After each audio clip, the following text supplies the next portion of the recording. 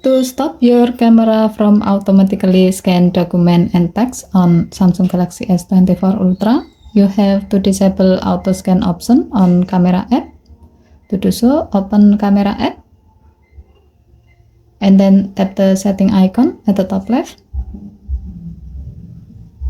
Under intelligent feature section, tap scan document and text, and then tap the blue on off switch next to auto scan until the switch turns gray to turn it off.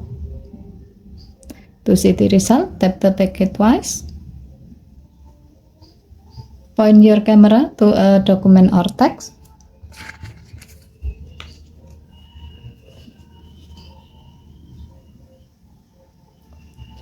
As you can see, now your camera will not automatically scan the document or text.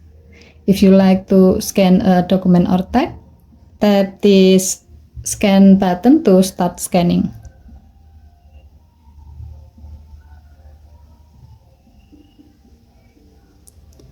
Okay, thank you for watching. Please help to like and subscribe. Have a nice day.